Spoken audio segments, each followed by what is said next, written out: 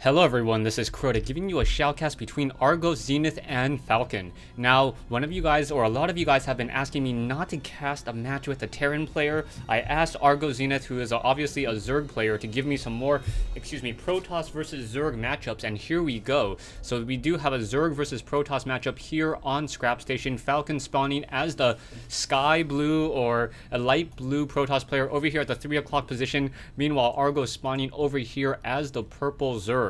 One of the things that I found extremely interesting was in my recent cast with Naruto versus Inuwa, and a lot of players were talking about how I shouldn't be pronouncing Naruto that way because I'm American. And the only thing I have to really say to that is, Shinji kananai, watashi wa chugokujin desu ne. Demo watashi no nihongo no hanashimasu. Nihongo o benkyou shimashita.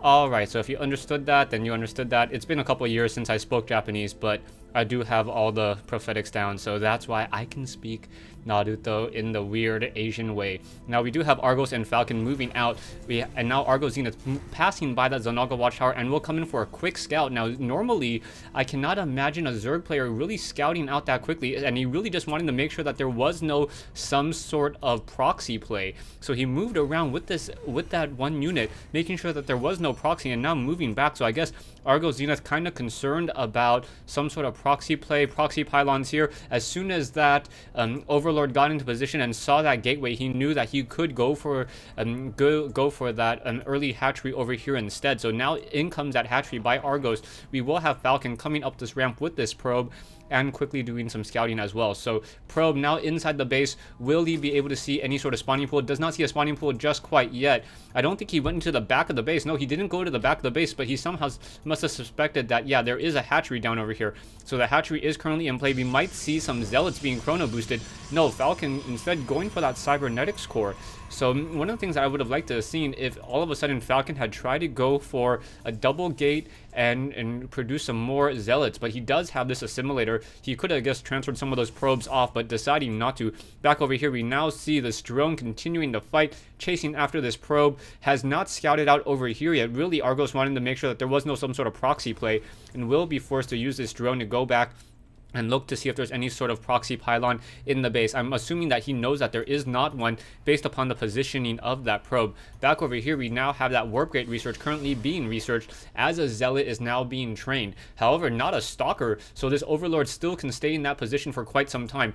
FalCon, all of this running off of one base and now massing up a large amount of energy on this Nexus. Not quite sure what he's going to be saving that chrono boost for.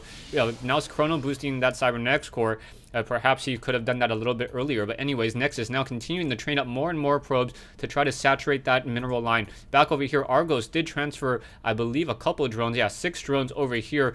Now, a lot of players wonder why people want to transfer your drones between multiple locations, because it is more difficult to try to defend 2 locations as opposed to 1. Well, the reason behind that is once a mineral patch has more than 2 workers on it, the collection rate decreases significantly. So that third drone or that third worker will enable you to mine more minerals, but not the same amount as that first or second drone does per second. Back over here, FalCon now with the probe hiding over in that position, absolutely perfect positioning. As we now see this Zerg over here, that Zergling did not see that probe, and that probe may try to do some sort of proxy pylon play and perhaps over into this position. And once there is that proxy pylon, stalkers and zealots will have a very, very short distance to walk. Zergling's now running out across the map. There is one zealot trying to hold off this position here, and now this is all going to be off of 3 gateways, so 2 additional gateways being built in the back of the base. That zealot moving out of position, so that one Zergling will be able to get in good sight. Will not get good sight. Will not be able to see those final 2 gateways, and Argos Zenith still does not know about those gateways in the back. Is he going to use those stalkers and try to do a little bit of pressure? They are now being upgraded to warp gates, and now this overlord quickly or slowly moving its way up north will see one of those gateways. Will not see the second one though. There is one pylon over here, and now units being warped in. So FalCon doing a great job with this proxy pylon, even though we know know that FalCon was trying to get proxy pylons in play for quite a long time. Argos Zenith was able to keep track and keep tabs on them. We now have a Roach Warren also entering into position, so not exactly sure what that Roach Warren is going to be doing, as we now have Zerglings trying to take down this one pylon over here. Those Zerglings will get taken down, at least one of them will, as the other 5 now able to retreat. We do have 2 queens on that high ground, 2 queens on this low ground, so Argos Zenith dating 2 queens per hatchery and doing a great job in this fight so far. Will he be able to continue this pressure here? Now doing damage towards that Overlord. Is he not going to even go for that Overlord? There is no Spine Crawler, so I'm not exactly sure what FalCon's waiting for with this 4-gate push. 4-gate push now finally happening. Queens now coming in. We should be getting some queens in the back, and now those queens will be able to get off a couple transfusions. Will they be able to get that necessary transfusion off? No. And the one that has the most damage has that 50 energy. Now in comes more and more of those units. Stalker's not focusing down the necessary units there, and another queen down to 18 hit points, but still not getting focused. And FalCon now in trouble as these queens have plenty of energy and will be able to start transfusing. However, more Zealots coming in. Zerglings coming in as well. 1 Stalker going to get taken down. Drone joining in on that fight as these queens. Now, why aren't the queens engaging these Zealots? We do have 1 transfusion, and now in comes this fight, trying to use that movement speed of that queen. The queen is a little bit faster than those Zealots, but down goes 1 queen there, so kind of a misplay. Argos Zenith should have pulled back with that last queen over there, losing a 150 hit point unit. More Stalkers, more Zealots coming in, trying to deal more damage.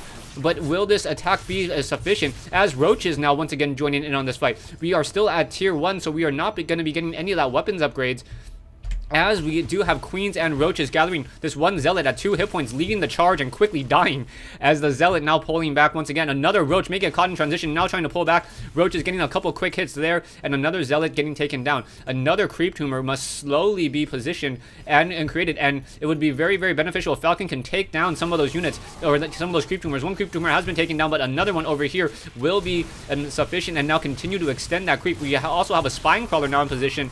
So down goes another Zealot. Roaches really want to fight on that creep, as the Roaches have, I believe, a faster movement speed than Stalkers went on creep. Which, that is a 93?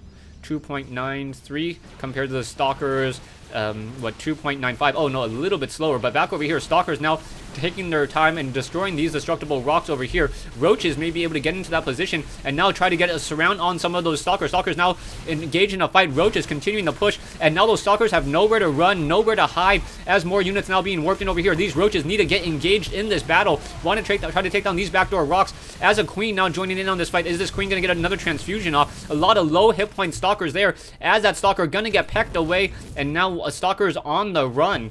But so far, nicely done by Argos. Argos able to somehow hang on to this early expansion advantage, and now upgrading to tier 2. Back over here, the 4-gate play of FalCon no longer going to work. FalCon also sitting on a lot of energy at that Nexus. Perhaps should be trying to get a Forge, or trying to go for some sort of research. Even a Twilight Council with Stalker Blink would be very beneficial. Instead, he's just going to start chrono boosting more and more probes, as who doesn't want more? Well, I'm not going to finish that sentence. Back over here, we now have a robotics facility and a warp gate over here, and Stalkers and Zealots going to be used to try to hold off this attack. There are a lot of Zerglings, but these Zealots and these Stalkers can essentially hold off a very, very large number of a large number of Zerglings, as only 1 or 2 Zerglings will be able to engage at a time. And then with 2 Stalkers also firing as well, these Zealots should be able to slice through those Zerglings per round of attack very easily. Back over here, now FalCon in a little bit of trouble. FalCon has a smaller army at 825. Zerglings barely getting through the shields of that 1 unit over here, as these destructible rocks are now being taken down. Not very much surface area on these rocks, but the Zerglings pecking away, taking their time trying to get through them. We do have the robotics facility and the carapace upgrade for the I believe those Overlords, yeah, those Overlords will be able to move much more quickly, as their movement speed currently only a 0.47. That's probably the slowest movement speed, if not the slowest movement speed in the game. Back over here, we are going to have those Zerglings out, perhaps try to run up, try to do some sort of run by. No, Zealots all engaging and holding that position there. You can see, yeah, like the 300, just 2 Zealots able to hold against a very, very large army of units behind there, with all these range units in the back. We now are getting Immortals, so Immortals are now being used in order to counter these roaches. Roaches, but production-wise, we are now also seeing a Spire. So that Spire is going to be a very strong counter towards those Immortals, obviously, as Immortals cannot attack air. And now Stalker's finally on the move once again. We do have a Probe who wants to set up some sort of expansion. However, Zerglings trying to take down that Probe before it gets down that Nexus, and down it goes. So no Nexus once again. Falcon being forced to push back into his base. We do have some Overlords now moving out across the map, making sure that there are no additional expansions. And you're going to see that Argos Zenith has a significant economic advantage at almost double at this stage. Zerglings now trying to do some sort of run around, but the Stalker's able to move and attack, able to take down some of those Zerglings. And now, oh, is he going to be able to take down this last Probe? Another Probe may get taken down. No, down to what, 10 hit points, and now this Probe will be able to drop a Nexus. So Falcon finally able to get the expansion he's always wanted. And now we're sitting at 32 Harvesters versus 59. Falcon, once again, maximum energy on these buildings. You can take a look. He does have his Nexus hotkey, but he doesn't always suspend it for some reason. Also, it's a waste to try to hotkey your Warp Gate, as the W key automatically is a permanent hotkey for Warp Gate. So no real reason for that. Robotics Fae also on a separate hotkey, so his army's on control too. Over here, Argos Zenith really only has his hotkey on his hatchery and his layers, so they're just quick for production. And now Stalkers and Immortals are going to be trying to take down these rocks over here. We do not have Burrow yet researched, and now we have Mutalisk joining the fight. So as long as those Roaches are able to take down those Stalkers, this should be enough. Roach is now going to go ahead and engage, try to take down some of these units. Stalkers, however, able to focus fire more of these units. More Stalkers coming in to rejoin in, and this one Queen with a lot of energy may start to try to transfuse some of these units and try to continue to heal.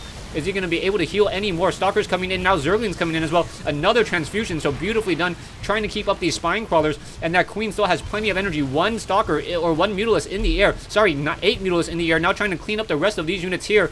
You're trying to spread around that splash damage. One Queen getting off 4 transfusions, and perhaps another Queen needs to join in on this battle. One Queen down to 23 hit points, finally pulling back. 2 Mutalisks left in the air. Army of Argos Zenith very, very low, but more Mutalisks, more Zerglings quickly coming in, join on the fight, and now down goes that last Immortal. So 2 or 3 Spine Crawlers will be able to hold off this attack. And now these Stalkers are going to be forced to try to retreat. But with Mutalisk and Zerglings in quick pursuit, Falcon's going to be taking a lot of damage and may not be able to escape with all of these units here. Stalkers now trying to come back even further. Zerglings quickly pecking their way through, and now Stalkers with a decent movement speed able to pull back more reinforcements at this pylon over here. But back over here, somehow this Nexus was not placed down. So no Nexus there once again.